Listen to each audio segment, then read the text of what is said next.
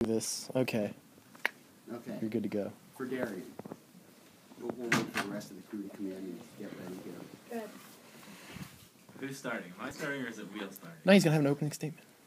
Okay. We good with the new? Let's These guys, though. Let's get the guys that just walked in. Just calm down. It's like trying to get these guys serving. Just slow down. Begin. Okay. We good? Oh, we're good. Okay. First of all, I'd really like to congratulate Princeton on the year they put together, where they had to play a good quarter to a third of the year without Cody Kessel, and Soroki sprained an ankle earlier this week, and that took away some of what they tried to do. I thought Sam did a great job with his team this year. In this match, we wanted to stay pretty physical, and I think we did. And a lot of that also was shown with our serving errors. We wanted to stay physical behind the line. I think we got swept away a little bit in all the crowd and the buzz going on in the game, and there were some big kills and some impressive swings taken, and I think we need to calm ourselves down a little bit behind the line. But I was pretty pleased with how our offense ran. Pretty pleased with what we tried to do defensively, and probably the way we played defense and tracked balls down, and not only tracked them down, but we converted some outstanding defensive effort into points for us. So I thought we did a real nice job tonight. Now, Aaron, this is your third time putting up big kill numbers against Princeton. What's been the deal with them on the other side of the net? I don't know. I mean, I know they're a good teammate. Calls the time for me to step up. And tonight, I can't tell you what happened. I don't remember much of the game, but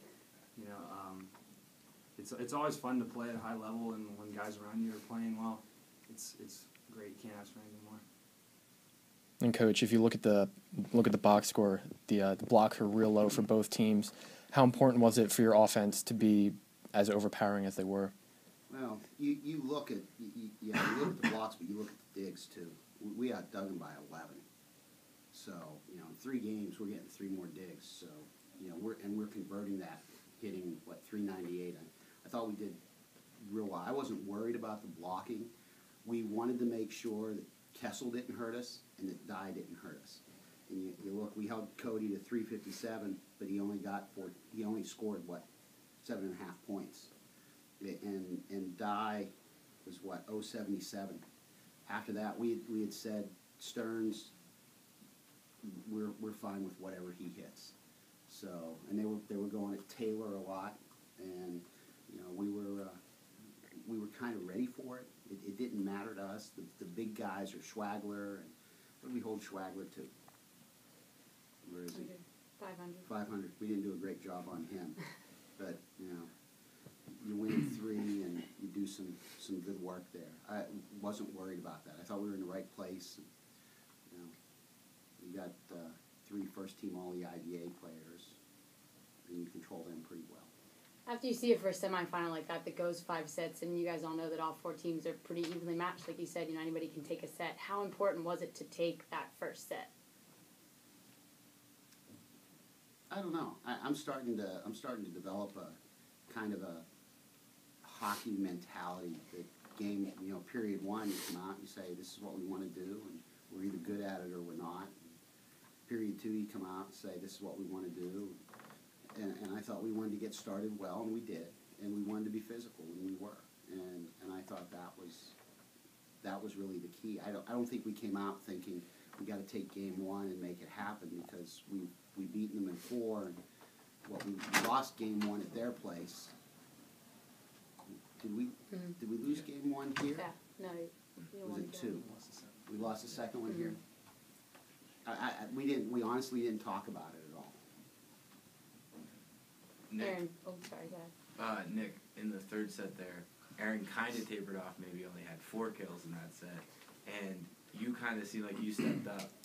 Have you two been feeding off each other lately, or what is it with you two, especially down this stretch? I don't really know what it is, because Aaron's the number 1 person that I try and mess with on the court. So I don't know if it works, and then we both have a great night, or what it is, but I couldn't tell you.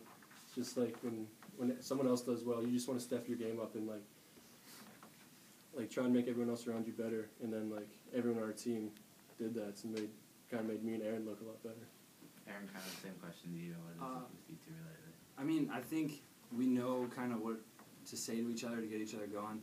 A little bit early, Nick wasn't really getting set too much, so he wasn't. I mean, I thought he wasn't really into the match as much, but I was just saying some stuff to him, cracking jokes, trying to make him laugh for a change, instead of trying to make me laugh.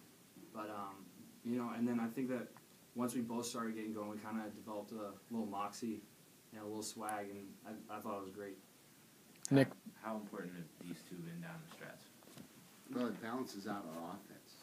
You know, they can't take their left side blocker and stick him in the middle of the court and dare us to run right side.